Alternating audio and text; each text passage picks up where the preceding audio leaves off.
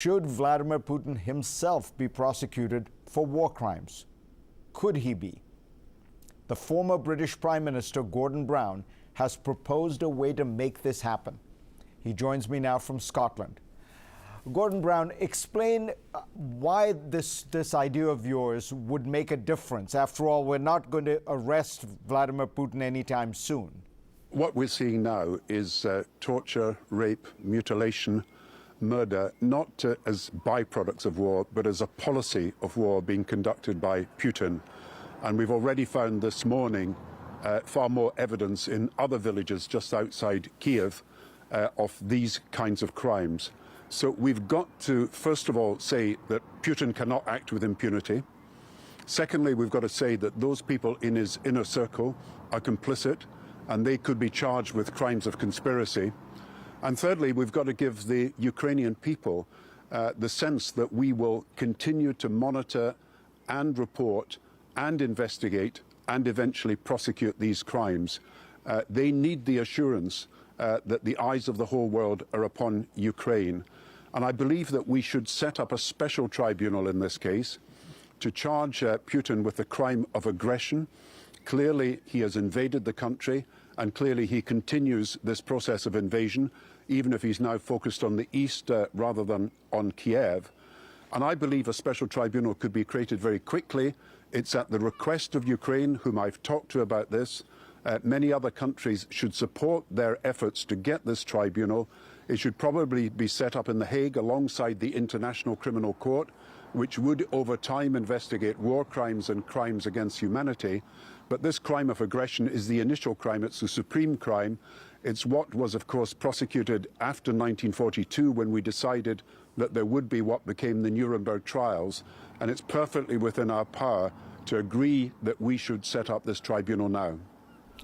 The big difference between Nuremberg and now, Gordon Brown, is that people say you're going to have to cut a deal with Putin. The only way out of this crisis is some kind of negotiated settlement. Obviously, in World War II, the goals were unconditional surrender, total destruction of the Nazi regime and the Imperial Japanese regime. Given that you're going to have to deal with Putin most likely, does it make sense to do this? That would be for a decision of the Ukraine people, what sort of deal that they might in the end reach as an agreement with the Russians. But we've got to understand the only thing that Putin understands. I've worked with him, I've dealt with him, I've negotiated with him. The only thing he understands is strength. If you show any sign of weakness, either disunity or a willingness to compromise on principles, then he will use that as a sign that he can go further. So we've got to display strength, and strength is saying you cannot act with impunity. These are war crimes, probably crimes against humanity. They may extend over time to genocide, a form of ethnic cleansing. We do not yet know about that. But what we do know is that there's been a crime of aggression. That was the initial crime in 1942. Now, the question then is, how do you get to Putin and his inner circle to punish them? You make it clear that, of course, the crime of aggression is in Russian law, it's in Ukraine law. You make it clear that if he left the country, he would be arrested. You make it clear to his inner circle that if they stick with Putin, then they are liable to be arrested too. But what you've got to do is set up a process, probably in The Hague, as I say, working alongside the International Criminal Court. But we will publish this week what is, if you like, a list of the crimes of aggression, which makes it clear that there is a prima facie case for a prosecution against Putin and his inner circle. It sounds like you're saying Putin is essentially persona non grata, should be kind of become an international pariah. In that circumstance, for example, should Russia's membership in the G20 be suspended in some way? This is what Jake Sullivan, the National Security Advisor, has raised. You were instrumental in making the G20 important after the global financial crisis. Should Russia be out? Well, of course, Russia has been thrown out of the G7, which for a brief period of time became the G8, and I think that was the right decision to take. Suspension is different from expulsion, And of course, in circumstances where you cannot work with a country, Russia is basically on the sidelines in the G20 at the moment. It's not really participating. I don't think Putin has attended a meeting recently, or any of his ministers in person. I think that's a decision the G20 can make when it meets next.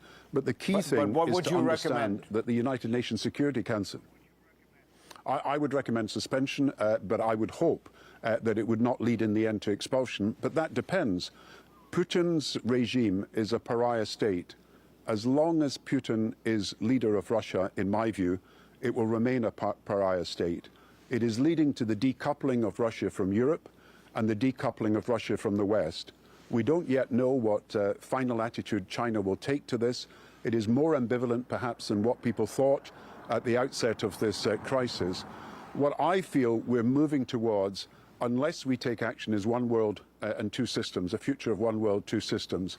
What I think the West has got to do, that's Europe and America, is offer people a global Marshall Plan, which is not simply about military action to contain Russia and potentially in future to contain China, but economic and political action that can bring those parts of the world together, whether it's through free trade or whether it's through subventions to make sure that people can enjoy prosperity. We've got to show that there is a superiority in the way that our economic prosperity is developed in the countries of Europe and America. You dealt with Putin when he had essentially ordered the poisoning and the killing of a Russian defector. You know, when he, in your view, when he faces these setbacks, when he feels like Plan A is not working, what is most likely? What do you imagine Putin's plan is now in Ukraine? Putin is opportunist. You know what his final objectives are, but he's opportunist. When Litvinenko was assassinated in London, we knew that he was behind it. We also knew that he was planning other assassinations on British soil. And the only way we prevented these until the attempt in Salisbury 10 years later was massive security on our side, but the threat to Russia about the action we would be taking if there were further attempts at assassination on our soil. In other words, the only thing he understands is threats, the only thing he understands is strength, and we've got to show that this united strength that has started this approach to dealing with this crisis continues, and that will mean, I'm afraid to say, for Germany and others, they will have to do oil and gas sanctions. They will have to cover all the banks and not just some of the banks, and it would be ridiculous if we ended up paying the cost of Putin's war by allowing the continuation of payments from the West to Russia for oil and gas over a very considerable period of time. Gordon Brown, always good to have you on, sir. Thank you. Thank you.